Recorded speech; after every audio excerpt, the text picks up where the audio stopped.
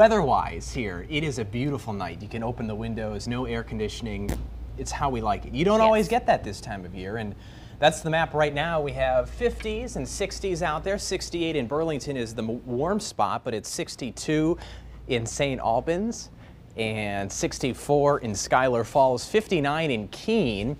And as you look off to the west, look at that, 57 in Saranac Lake, 62 in Montpelier, and 62 in St. Johnsbury. This is the dew point map, so it tells you exactly how you feel. And the blue shading indicates refreshing air, and that is exactly what we have wall to wall. You can even look south into Massachusetts, west all the way out to the Great Lakes, and we have this really comfortable air mass in place. That's the great news, and it lasts into tomorrow, but that's it. After that, the humidity starts to return. We still have a few of these pesky showers on radar, not really doing a whole lot except for a few raindrops. There's no thunder or anything like that, but we do expect those to diminish and the sky will ultimately clear out tonight. There's some high pressure off to the west that's going to build in for tomorrow and make for a very nice day, but the low tonight will be 58 in Burlington. Beautiful, no humidity, a great night for sleeping. Tomorrow is similar to today. It's a little bit warmer. We'll play Futurecast from start to finish.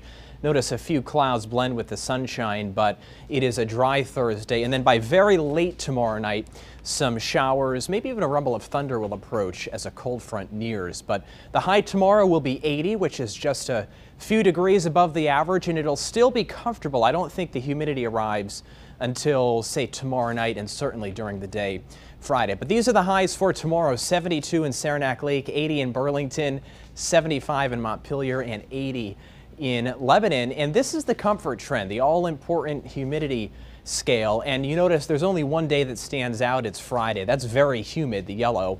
And then the blue indicates refreshing air, and that's basically the balance of the forecast through at least early next week. Now, here's the problem. Saturday is nice, but we've had this situation develop a couple of times over the last few weeks where a cold pool of air moves in aloft. Of course, here at the ground this time of year, it's relatively warm, and that temperature difference creates instability. So we're looking at afternoon showers for a period of time, basically from Sunday into Wednesday of next week. Before then, it is beautiful tomorrow. 80, warmth and humidity combined on Friday. So you'll notice that. And there could be a storm really at any point in the day. There's a cold front that comes through late on Friday, so the humidity gets out of here in time for the weekend. That's the good news. Saturday looks very nice with a blend of sunshine and clouds.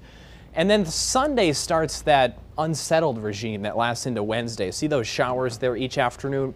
But neither of those days, I should say none of those days, look like a washout. So that is the good news here as we head late into the month of June. That's my latest First Alert forecast. Steph, back to you. Thanks so much, Tyler.